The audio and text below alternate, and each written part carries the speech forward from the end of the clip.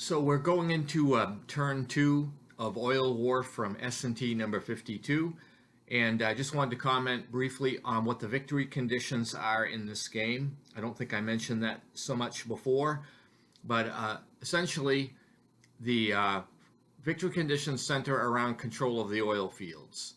And to control an oil field, you do have to have a unit occupying it if you're the invader. So in this game, the United States, Israel, or the European units need to occupy with a unit the oil field, and there needs to be a line of supply that is free of contested enemy zones of control to supply. Also, the game is won by controlling ports, because you need to control not only the oil field but also ports for shipment. So depending on how many oil fields you have and how many ports you control, there are different levels of victory. So that's basically what's going to happen in this game. And so the Arab coalition, they're going to need to control their own oil fields and keep the American and Israeli units out. So that's kind of what we're dealing with.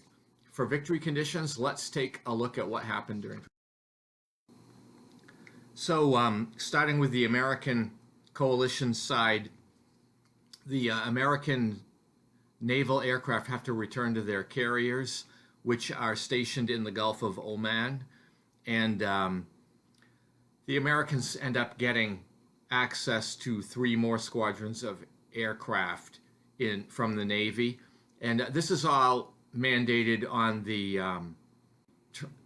turn record track. So there's a pre-released number of aircraft and reinforcements that come in. So these U.S. naval squadrons are going to be A-6s, A-7s, and F-14 Tomcats. Also, the Israeli fighters returned to base in Israel, and the Americans received 30 transport points. And I will note that this is to move units onto the map, but also to move supply.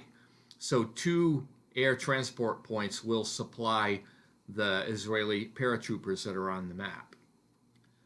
Next, the Americans land another paratroop brigade in Bahrain with the objective of seizing the port facilities there. And then 2 more paratroop brigades are landed at the southeasternmost airbase, which is unoccupied and is also on the border with Qatar. Then, as you can see in this picture, the United States forces go back to work on establishing air superiority. And in this picture, you see some Israeli F-4s and United States Navy F-14s, which are attacking the Iranian F-4s. So these Iranian aircraft, as you can see in the picture, are based in Riyadh, and they are eliminated from this overwhelming attack. Also, the American paratroopers in Bahrain launch an attack against the enemy infantry brigade there. The Iranian Air Force tries to support the defense with a squadron of F-5s, and the infantry unit suffers heavy damage and surrenders to the American forces. Then we go to the Arab player turn, and the Iranians add a squadron of F-5s as well as a mechanized brigade as reinforcements. The Iraqis also have a squadron of Su-7s to participate. And then the Iranians, as you can see in the picture, drive deep into Saudi Arabia, but they are still out of contact with the enemy.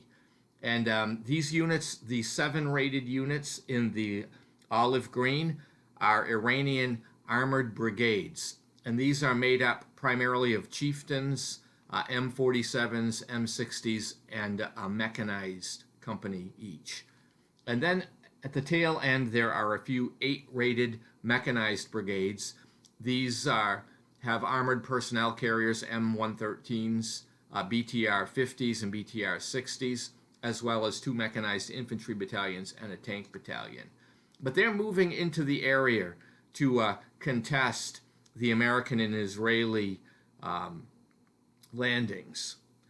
The Iranian air forces take flight, you can see these are going to be used to interdict the U.S.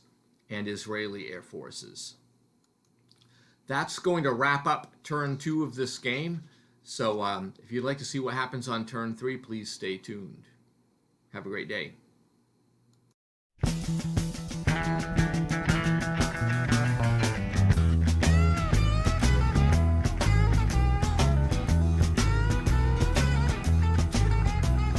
Trucking, got my chips cashed in.